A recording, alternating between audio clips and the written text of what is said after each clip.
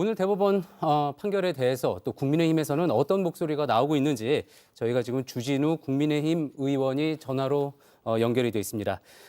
주 의원님 나와 계시죠? 네, 반갑습니다. 국민의힘 주진우 의원입니다. 예.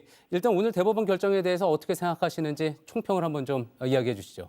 네, 일단 2심 재판의 결과가 결국 허위사실 공표죄의 기준을 무엇으로 설정할지 알 수 없을 정도로 좀 모호했기 때문에 들쭉날쭉했던 1심, 2심 판결을 이 대법원 판결로서 정리해준 의미가 있습니다. 유죄 취지로 파기 환송을 했기 때문에요. 그 결과가 2심을 기속하게 되고 그래서 2심에서 유죄를 선고할 수밖에 없는 상황이고요. 2심에서 선고가 된다면 양형에 있어서도 1심의 결론과 대법원의 결론이 같았기 때문에 양형에 있어서도 1심의 징역 1년의 집행유예 2년이 거의 그대로 유지되거나 비슷한 양형이 나올 것으로 판단하고 있습니다. 예.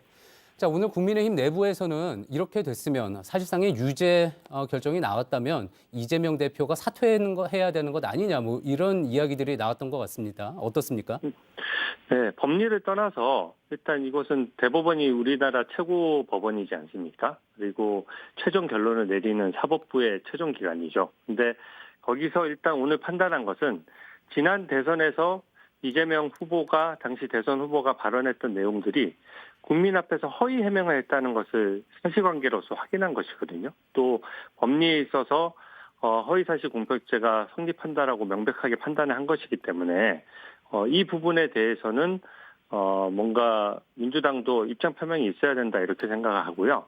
법리를 떠나서 이 부분은 국민 앞에서 사실관계에 대해서 좀 사과를 해야 될 사안이다 그렇게 생각합니다. 그리고 이 부분은 어차피 지금 이재명 후보의 1심, 2심 재판이 너무 늦게 진행되다 보니까 지금 현재 대선 전까지는 2심 선고만 가능한 상황으로 보여지거든요. 그렇다고 하더라도 2심 선고 나온 결과 이게 대법원에 가서 어떻게 바뀌거나 하는 것이 아니고요. 대법원에서도 바로 유죄로 확정할 것이 확실시 되는 상황이기 때문에 그렇다면 대선 후에라도 대통령이 당선되더라도 보궐선거를 열어야 되는 상황이 있지 않겠습니까? 그래서 어떤 법치주의 확립 차원에서도 이 부분은 민주당에서 곱씹어 봐야 된다 그렇게 생각합니다.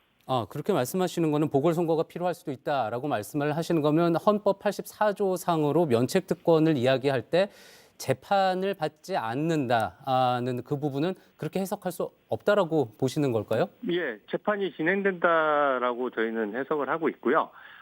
지난 저희 국민의힘 홍준표 후보와 문재인 후보가 붙었을 당시의 대선에서 민주당도 그렇게 해석을 해왔습니다. 그리고 이 부분은 결국에는 대법원에서 판단을 할 것이거든요. 근데 만약에 그 6월 3일 이후가 되면 날짜 계산을 해봤을 때 6월 3일 직후에 6월 중에 대법원의 확정 판결이 나올 가능성이 너무 높은 상황이기 때문에 그 점에 대해서는 보궐선거가 열릴 가능성이 분명히 있는데 국민 앞에 민주당이 지금 사법부가 잘못됐다, 사법부 결정을 존중하지 않겠다 이런 입장보다도 거기에 대한 명확한 입장과 설명이 있어야 되지 않겠습니까? 더더군다나 이 부분은 지난 대선에서 반칙을 했었다는 부분에 대해서 판단을 한 것이잖아요. 그래서 그 대법원 판단에 대해서 이게 벌써 불복의 얘기만 할 것이 아니라 사법부 최종 판단을 존중하는 모습을 보이는 게 필요하다라고 생각합니다.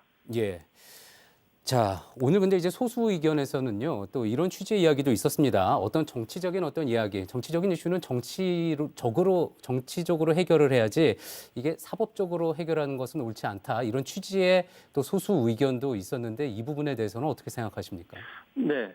일단 대법관들 12분 중에서 10대 2로 이제 결론이 났던 사안이고요.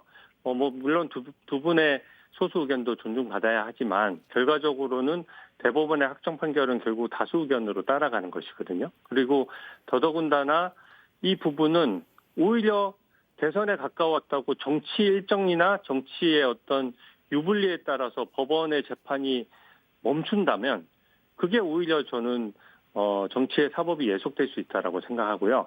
이 사건은 애초에 1년이면 공직선거법 위반 사건이 다 확정되고 종결됐어야 되고 지난 대선에서 기소됐던 모든 공직선거법 위반 사건 중에 이 사건 딱 한 건이 남았습니다. 그렇기 때문에 이 사건에 대해서는 지금 그동안 거의 1년에 끝났어야 되는 사건이 거의 3년 가까이 끌어왔으니까 그 부분을 오히려 상식적으로 속도를 맞춰서 바로잡는 과정이다. 그렇게 판단이 됩니다. 예, 마지막 질문 드리겠습니다.